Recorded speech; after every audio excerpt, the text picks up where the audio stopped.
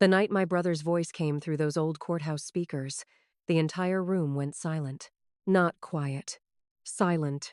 The kind of silence that makes people afraid to breathe because they know they have just heard something they can never pretend not to know.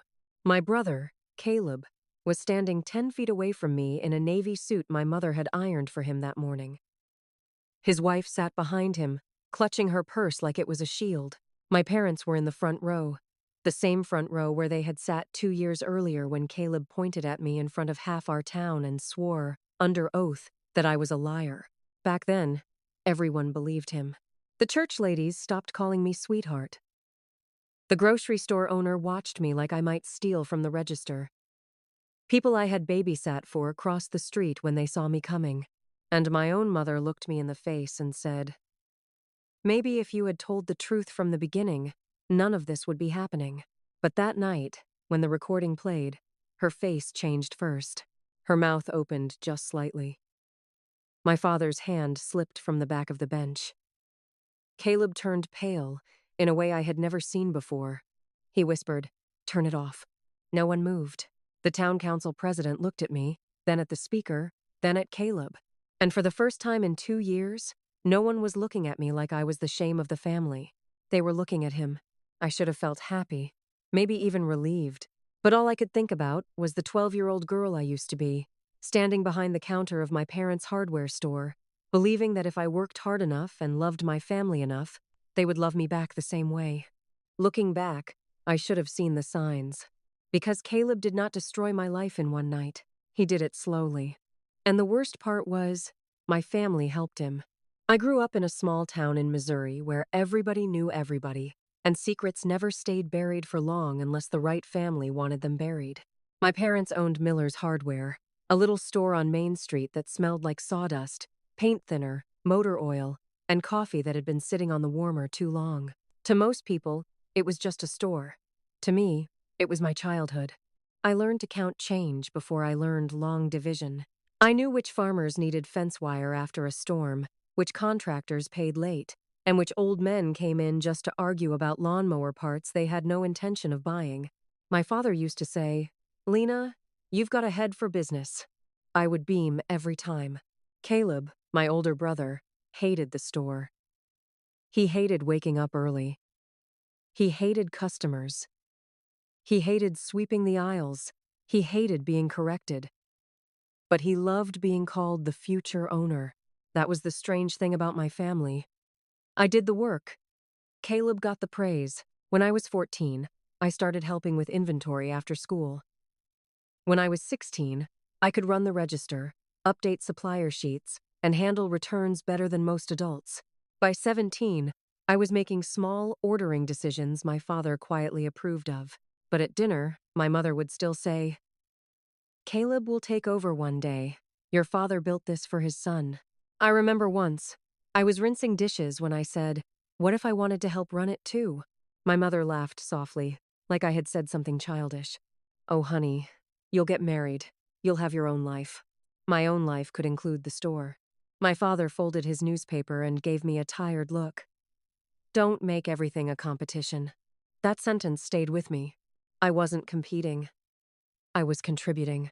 But in my house, asking to be seen was treated like asking for too much. Still, I loved them. That is the embarrassing truth. I loved my parents deeply. I loved Caleb too, even when he treated me like an annoying shadow. When he got into trouble, I covered for him. When he forgot shifts, I stayed late. When my parents worried about money, I skipped school events to help with weekend sales. I told myself families were messy. I told myself love did not always sound gentle. I told myself that one day they would notice. The first time Caleb took money from the register, I was 19. I saw him do it on a Thursday afternoon, when the store was empty and rain was tapping against the front windows. He opened the drawer with my code because I had forgotten to log out, took a stack of 20s, and slid them into his jacket pocket. "Caleb," I said, frozen near the paint aisle. He turned around slowly. "What? You just took money." He smiled. Not a nervous smile. A warning smile. "I borrowed it." "From the register?" "Dad knows." But Dad did not know. I knew he did not because Dad tracked cash like a hawk. Every dollar had a place. Put it back, I said. His eyes hardened. You always act like you're better than me. I'm not acting like anything. I saw you take it. He stepped closer, lowering his voice. Then maybe you should learn when not to see things. I wish I could say I ran straight to my parents. I didn't. Because when you grow up in a family where peace matters more than truth, you learn to doubt your own courage. So I stayed quiet. And that was the first mistake that cost me almost everything. The missing money started small. $40 here, $70 there. A supplier payment that somehow did not go out on time. A customer refund written twice. At first, my father blamed mistakes. Then, he blamed stress. Then he blamed me. Lena, he said one morning, holding a printout of the register report. You closed last night. Yes. We're short again. I looked across the counter at Caleb, who was leaning against a shelf, scrolling on his phone. I balanced the drawer before I left, I said. Caleb snorted. Apparently not. My father frowned. This isn't funny. I'm not laughing, Caleb said. I'm just saying maybe Miss Perfect isn't so perfect. My cheeks burned. I didn't take anything.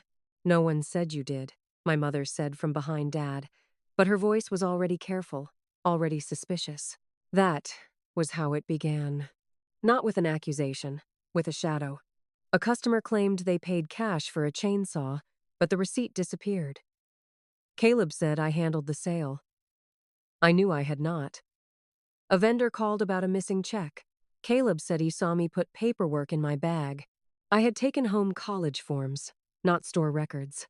Every time I defended myself, I sounded more desperate. Every time Caleb shrugged, he sounded reasonable. That was his gift. He could lie without sweating. One evening, I found a folder of copied receipts hidden under a stack of old catalogs in the storage room. Some had my initials forged on them. Some had refund slips I had never approved. My stomach dropped so hard I had to sit on a crate of garden hoses. Caleb walked in behind me. For a second, neither of us spoke. Then he said, You really shouldn't go digging through things. You forged my initials. He stepped inside and closed the door. Careful. I'm telling Dad. He laughed. Tell him what? That you found paperwork with your name on it. You did this. Can you prove it? I held up the folder, hands shaking. This proves someone is setting me up. No, he said softly. It proves your name is on missing money. I remember the smell of dust in that room.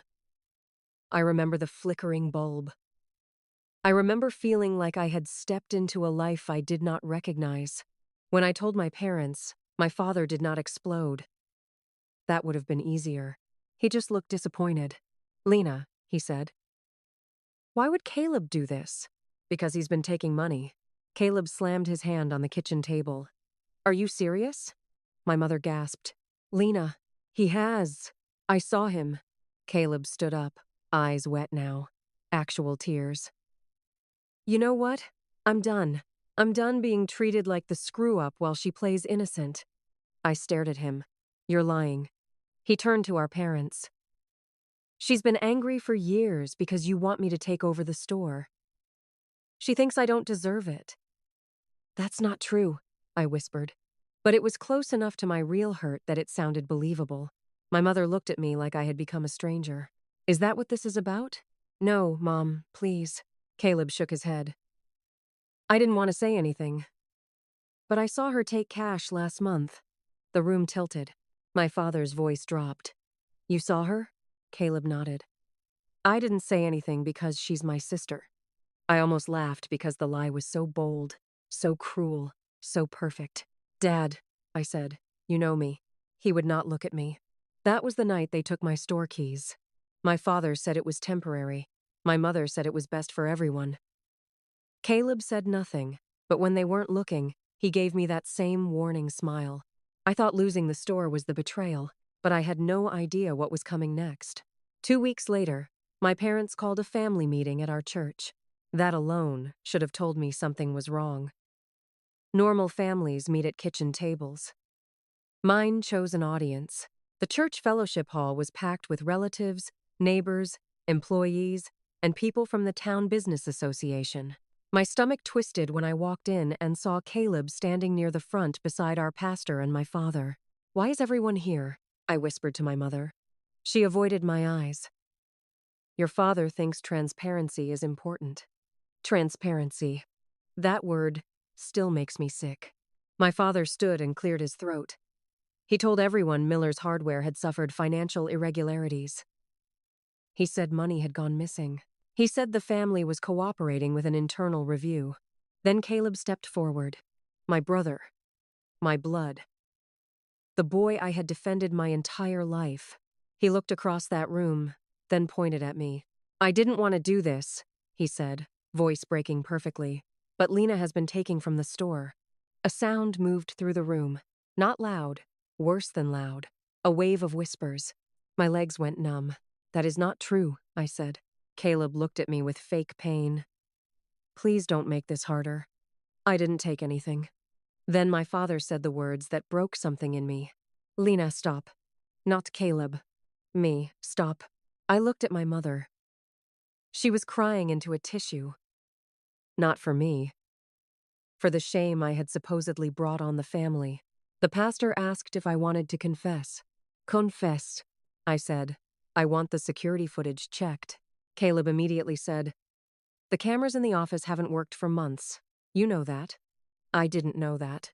Looking back, I should have realized why he always volunteered to fix the system.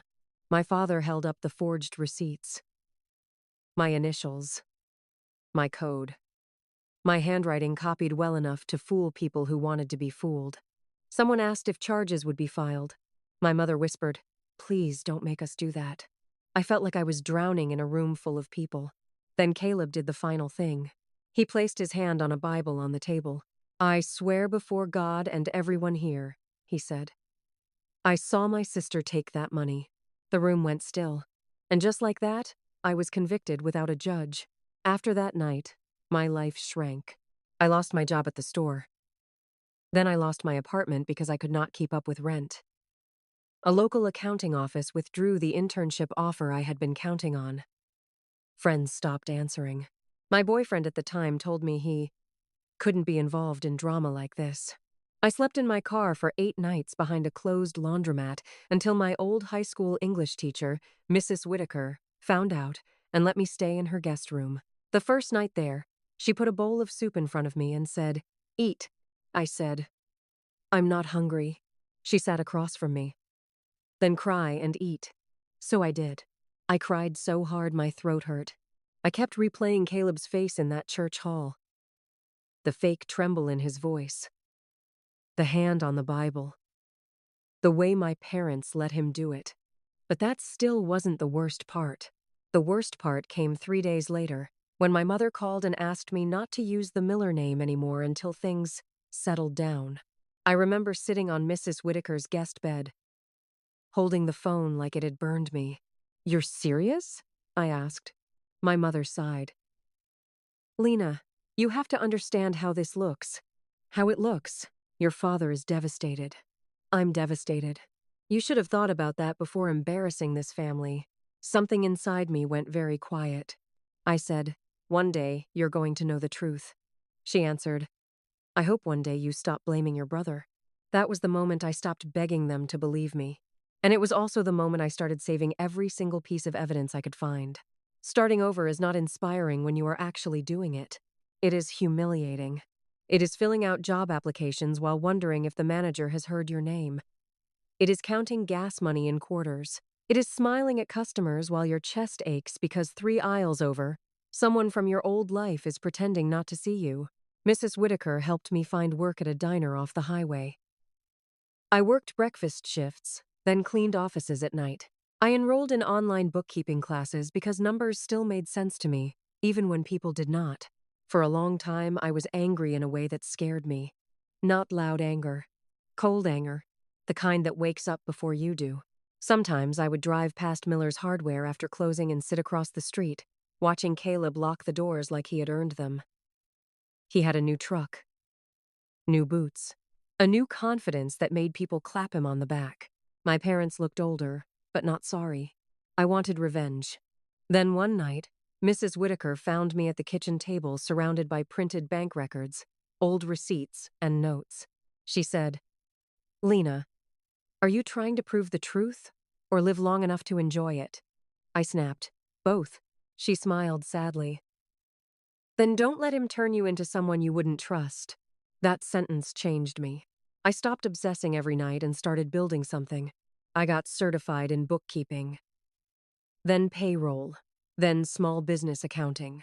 I took clients nobody else wanted.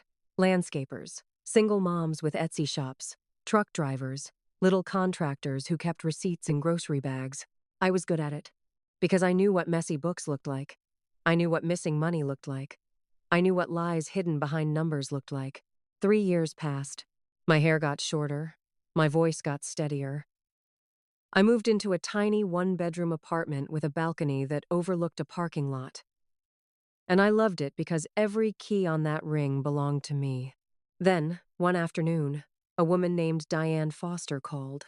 She owned Foster Feed and Supply, Miller's Hardware's biggest competitor 2 towns over. "I hear you're good with books," she said. "I try to be. I also hear your family treated you like garbage." I went silent. She continued, "Good. People who survive garbage usually pay attention." Diane hired me part-time. Within 6 months, I found enough errors in her vendor contracts to save her nearly $40,000 a year. Within a year, I was managing her books full-time. One Friday, she handed me coffee and said, "You ever think about owning a business?" I laughed. "I used to." Used to is a dangerous phrase. I did not know then that Diane had been watching Miller's Hardware for months. I did not know Caleb had been running it into the ground. And I definitely did not know that one forgotten voicemail would bring the entire town back to the place where they had first destroyed me.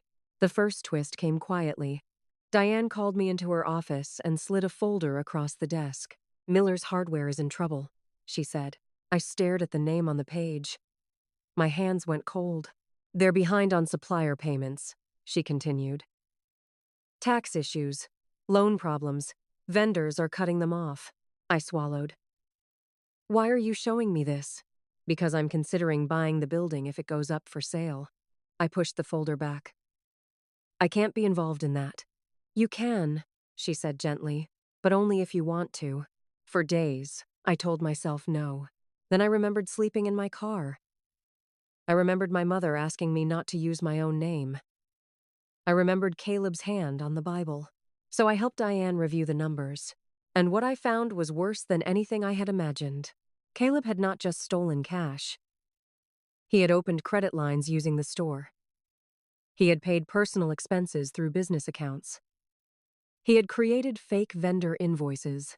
He had blamed old losses on me while building new ones himself. But we still needed something stronger than numbers. That something came from my father. Not intentionally. Miller's Hardware used an old office phone system that automatically archived voicemails to a backup drive. Years earlier, when I was still working there, I had set it up because my father kept losing customer messages. Caleb never knew how it worked. Apparently, neither did my parents. When the store's assets were being reviewed, Diane's attorney requested business records, including communication backups. Buried in those files was an audio message from Caleb to a friend named Travis. It had been recorded the day before the church meeting. At first, I did not understand what I was hearing. Then Caleb laughed. My brother's voice came through the speaker, relaxed and smug. "Relax, man. Once I put it on Lena, Dad won't look anywhere else. She's always been the perfect one, so people will love watching her fall." My whole body went numb. Travis said something muffled. Then Caleb continued. "I already copied her initials, and I'm telling them I saw her take cash. By the time she figures it out, nobody will believe her." Diane reached over and stopped the recording. Neither of us spoke. I felt like the room had tilted again, just like it had in that storage room years before. Only this time, I was not powerless. Diane said, "Lena, this changes everything." But the second twist was even bigger. The town council had scheduled a public hearing about the sale of Miller's Hardware because the building had historical status on Main Street. My parents planned to stand in front of the town and beg for community support to keep the store in the family. Caleb planned to blame the financial collapse on old damage I had caused. Again, I almost did not go. Then Diane said, "You don't have to defend yourself anymore. The truth can do that." So I went. I sat in the second row while Caleb stood at the podium and told the town that Miller's Hardware had never recovered from the betrayal inside our own family. He did not say my name at first. He did not have to. Everyone knew. Then a council member asked if there was documentation supporting his claim. Caleb looked right at me. "My sister knows what she did," he said. And that was when Diane stood up. "Actually," she said, "there's something the council needs to hear." Caleb frowned. "What is this?" Diane looked at the clerk. "Press play." The recording filled the room. Every word, every laugh, every smug little breath Caleb took while planning to ruin me. At first, he froze. Then he lunged toward the clerk's table. "Turn it off!" The council president stood. "Mr. Miller, sit down." My mother whispered, "Caleb?" He spun around. "Mom, it's not what it sounds like." But it was exactly what it sounded like. My father looked like someone had aged him 10 years in 10 seconds. His face went gray. He gripped the bench in front of him and stared at Caleb like he was finally seeing the son he had protected instead of the son he had imagined. The recording ended. No one clapped. No one gasped. Silence was worse. Then Mrs. Whitaker, sitting 3 rows behind me, said clearly, "You owe that girl more than silence." My mother started crying. This time, I knew the tears were for me. "Lena," she whispered. I stood, but I did not go to her. The council president asked if I wanted to make a statement. For a moment, the old me wanted to scream. I wanted to list every night I cried, every door that closed, every person who looked away. Instead, I walked to the microphone. "My name is Lena Miller," I said, "and I did not steal from my family's store." My voice shook, but it did not break. I begged my parents to check the records. I begged people to believe me. They didn't. And I spent years rebuilding a life after my own brother took my reputation and my family helped him carry it. Caleb's wife was crying now. My father had his head bowed. I looked at Caleb. "I don't need revenge," I said. "You did enough damage to yourself." After that, consequences came fast. The sale of the store was delayed while legal reviews began. Caleb was investigated for fraud. Vendors came forward. Old records were reopened. People who had whispered about me suddenly wanted to apologize in the frozen food aisle, at gas pumps, outside church. Most apologies sounded like excuses. "We didn't know. We only heard one side. It was such a hard time for your parents." I learned to say thank you without offering comfort. My parents came to my apartment 2 weeks later. My mother looked smaller than I remembered. "I don't know how to ask forgiveness for this," she said. I believed her, because there are some things you cannot ask for in one conversation. My father's eyes were red. "I failed you," he said. For years, I had imagined that moment. I thought it would heal everything. It didn't. It helped. But healing is not the same as erasing. My mother reached for my hand. I let her hold it for a second, then gently pulled away. "I'm not ready to be your daughter again the way I was," I said. She covered her mouth. My father nodded slowly. "Do you hate us?" I thought about it. "No," I said. "But I don't trust you." That hurt them. It was supposed to. Not because I wanted to be cruel, but because truth hurts when it finally arrives late. Diane ended up buying the Miller's Hardware building through her company after the financial mess settled. She offered me a minority ownership stake in the new store we opened there 6 months later. We renamed it Main Street Supply. The first morning we unlocked the doors, I stood behind the counter and breathed in sawdust, coffee, and new paint. For the first time, that smell belonged to a future I had chosen. People ask me sometimes if I got my family back. The honest answer is complicated. My parents and I speak now, but slowly, carefully. There are holidays we share and conversations we avoid. Caleb and I do not speak at all. I heard he moved 2 counties away after the case ended, still telling people he was misunderstood. Maybe he believes that. Some people would rather lose everything than admit who they are. As for me, I stopped trying to be chosen by people who only loved me when loving me was easy. Family can be blood, but family can also be the teacher who gives you soup when you have nowhere to sleep. The boss who sees strength in your scars. The friends who believe your voice before the whole town hears proof. I used to think the truth had to come in time to save you. Now I know sometimes the truth comes later. Not to save the person you were, but to honor the person you became.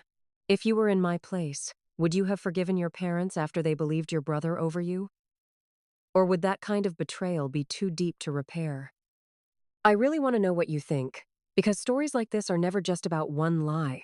They are about family, loyalty, reputation, and what happens when the people who should protect you choose comfort over truth. Share your thoughts in the comments, especially if you have ever been blamed for something you did not do or had to rebuild your life after someone close to you betrayed your trust. And if this story made you feel angry, emotional, or even a little hopeful, please like the video and subscribe to the channel. More true feeling stories about family betrayal, hidden secrets, unfair blame, and life-changing truth are coming soon. Sometimes the truth takes years to come out, but when it finally does, everyone hears it.